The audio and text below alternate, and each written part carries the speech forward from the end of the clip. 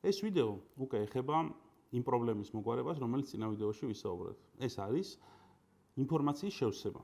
ის რომ ვიღაცა უნდა იჯდეს და წეროს რა ვიდეოში რა ხდება და ეს გარდა იმისა, რომ ძალიან ბევრ დროს და ადამიანურ რესურსს მოითხოვს, ძალიან მოსაწყენი საქმიანობაც არის. ამაში გვეხმარება დღეს ხელოვნური ინტელექტი. და რას აკეთებს ხელოვნური ინტელექტი? ჩვენ როგორც თქვით, გვაქვს პროქსიკოპიო და თუ არის რა არის პროქსიკოპიო, რამდენიმე ვიდეოს წინ ვისაუბრე ამაზე. გვაქვს პროქსიკოპი, რომელიც შეგვიძლია ავტვირთოთ ინტერნეტში. კერძო ან საჯარო, თუმცა დახურული ინფორმაციით AI engine-ში, შეიძლება იყოს Azure, შეიძლება იყოს Google, შეიძლება იყოს Microsoft, შეიძლება იყოს AWS, შეიძლება იყოს სხვა და სხვა და სხვა.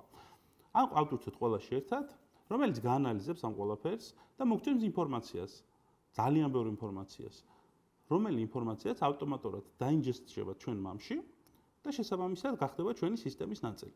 ანუ თუ ჩვენ თქვით, რომ გვჭირდება აღწეროთ სად მოხდა, რა მოხდა, ვინ საუბრობს, რაზე საუბრობს და როგორ საუბრობს, ეს ინფორმაცია ავტომატურად ხელოვნურმა ინტელექტმა შექმნა, მოგვაწოდა, ჩვენ შევხედეთ, მოგვეწონა, ოკეის დავაჭირეთ და ეს ხდება ჩვენი სისტემის ნაწილი. არ არის საჭირო, რომ თითოეულმა ჟურნალისტმა ან თითოეულმა ინჯესტის ოპერატორმა აღწეროს ყველა ფაილი, რომელიც სისტემაში ხდება. არამედ თქვენ განსაზღვრით, რომ ყველა ფაილი გსურთ, რომ ხელოვნური ინტელექტით გაატაროთ, ან გსურთ მხოლოდ ფაილების ნაწილი. ამისათვის აუცილებელია ისო თქვენ გქონდეთ media asset management-ის ან product asset management-ის სისტემა, რომელსაც აქვს თანამედროვე AI-ის ხარდაჭერა.